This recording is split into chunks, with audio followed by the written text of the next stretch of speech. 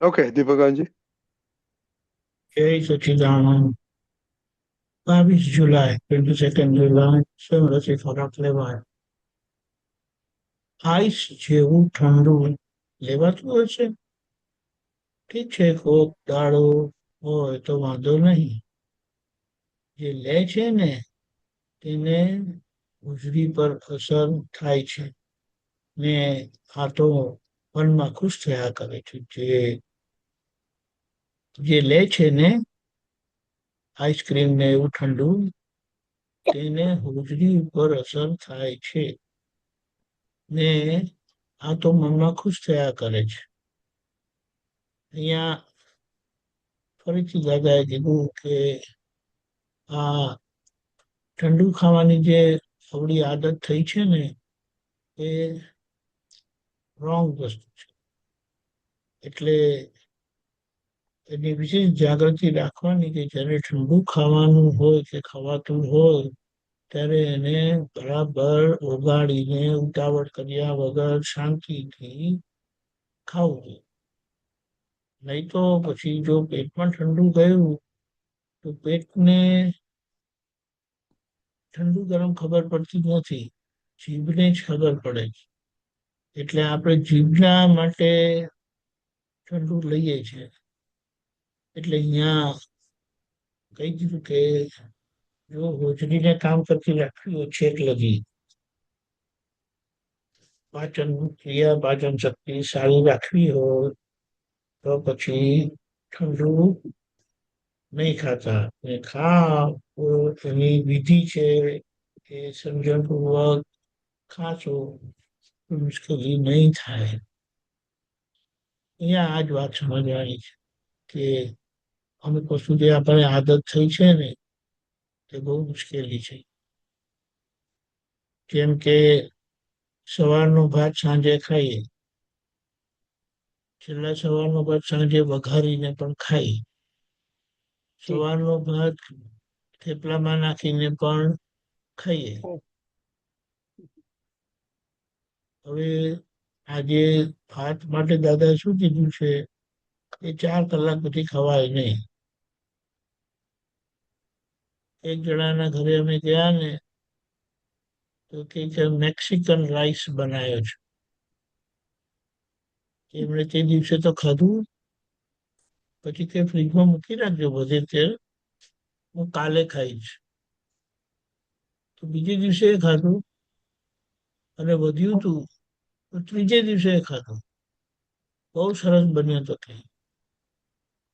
એટલે અહીંયા એ વાત સમજવાની છે કે આજે અમુક આદત પડી ગઈ છે ને, અને કેટલાકના ઘરે તો કેવું છે કે સવારના બનાવ્યું હોય ને બ્રેકફાસ્ટમાં તે બપોરના હોય નહીં, એટલે સાંજે લગી હોવાની તો શક્યતા જ નહીં.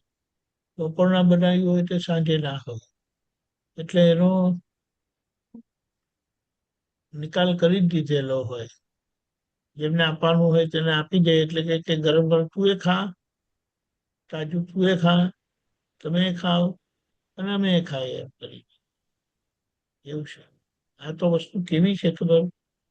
લોભ વસ્તુ એટલી બધી ડેન્જરસ છે ને જેની આપણે કલ્પના કરી શકીએ નહીં. અને નહીં તો કેવું હોય, પેલા મહેમાન આવેલા હોય ને એમના માટે ગરમ ભાત બનાવે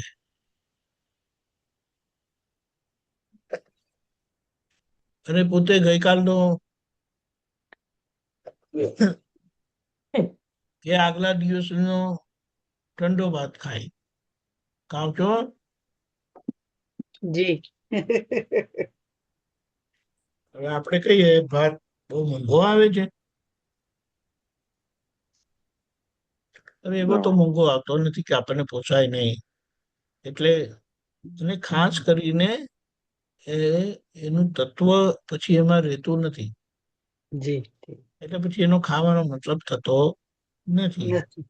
સાચી આ વાત. સમજણ સાથે ખાવાનું છે. અને આ જે ખાસ કરીને આઈસ અને આઈસ્ક્રીમ માટે જે કીધું છે ને ત્યાં બહુ જોખમ છે. આયુર્વેદમાં એમ કીધું છે કેટલાક લોકો બરફ ચાવીને ખાય છે, થોડું ખાઈને પછી જવા દે છે અંદર પેટમાં. હવે બરફ ખાવો ને એ તો એટલું બધું જોખમ છે. અને જો પેટમાં એમને એમ નાખ્યો તો તમારું શું થાય પેટનું? એ ભઠ્ઠી છે અને ભઠ્ઠી ગરમ હોય તો જ કામ કરે.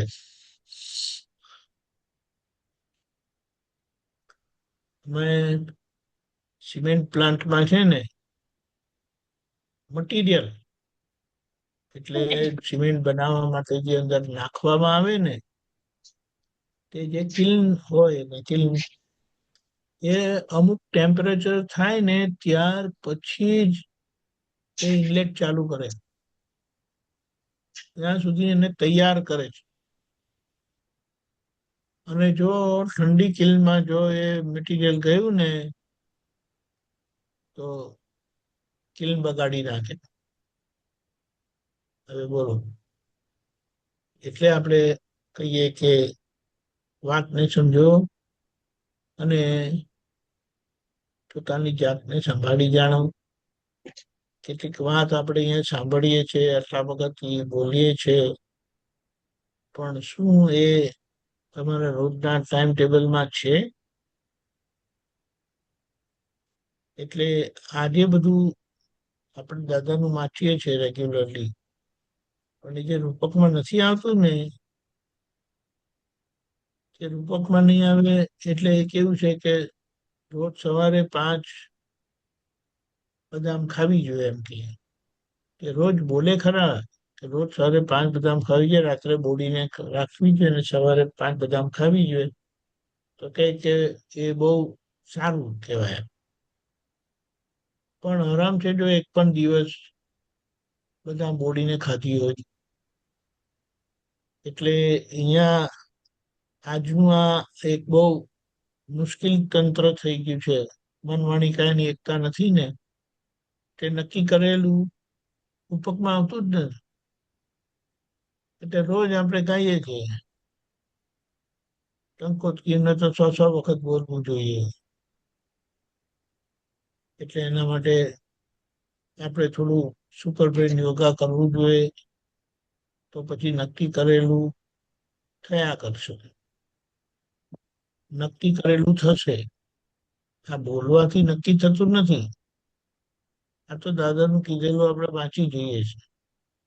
જી, સમજાયું? અને સમજાય. જેવું બોલે એવા પોતે થાય. એટલે વાણીને માટે કેવું છે કે એ આત્માનો લીકેજ છે. એટલે આત્મશક્તિ જો અકબંધ રાખવી હોય તો વાણી પર સંયમ જોઈશે. એટલે આ તો બધી કનેક્ટિવિટી બતાડી, પણ અહીંયા એ વાત છે. એટલે આપણે જે પરિણામ ઈચ્છીએ છીએ તે નહીં આવવાની પાછળ કારણ આ છે. દાદાની ઘણી વાત આપણે સાંભળીએ છીએ, કેટલી વાત ખાલી સાંભળવાની હોય ને જ્યાં કરવાની વાત હોય કે તમે કરો તો આ તો વિજ્ઞાન છે, મહાવીર ભગવાન જેવું રાખે એવું છે. એટલે આ વાત છે. બોલો, જય સચ્ચિદાનંદ. જય સચિન. ચલો બોલો, શું કરો છો? આપણે કોઈ 2 જ જણા છે, સુમિત્રાબેન ને સરોજબેન. સિદ્ધ સ્તુતિ તો બોલાય છે. જમવાનું વિશે આની વાત થઈ ને, આની વાત કરો ને. જમવાની અંદર તો પહેલા હતું એવું, હવે ધીમે ધીમે બધું બંધ કરી દીધું. જરીક જ રાંધવાનું, ખવાય એટલું જ.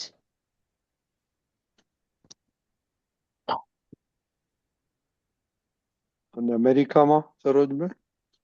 અમેરિકામાં તો લેફ્ટ ઓવર જોઈએ ને ભાઈ. કારણ કે જોબો લેફ્ટઓવર કરીએ ખાવામાં જ મજા આવે. ના ના, દીપકાનંદ જે જોબ કરીએ એટલે થોડુંક તો આગુ પાછું તૈયારી પ્રિપરેશન કરવું પડતું હોય છે. એટલે એટલે કે આ તો આ લોકો તો કહે છે, પણ આપણે તો આપણી રીતે પ્રેક્ટિકલ થવું પડે ને.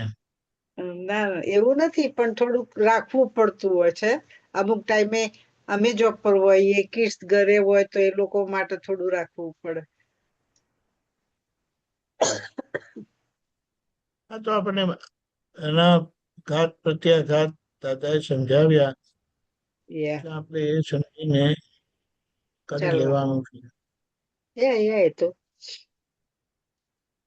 મને તો નાનપણથી ઠંડુ ખાવાની ટેવ નથી. ગરમ જ જોઈએ.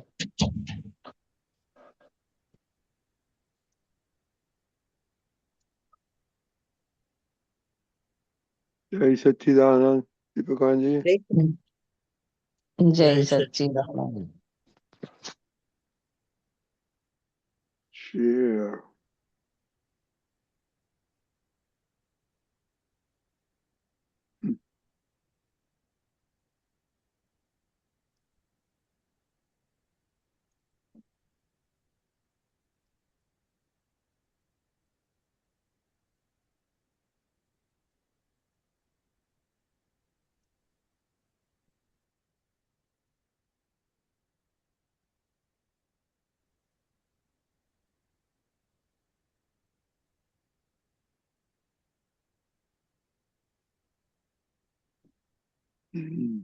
દીપકાનજી, you like to start?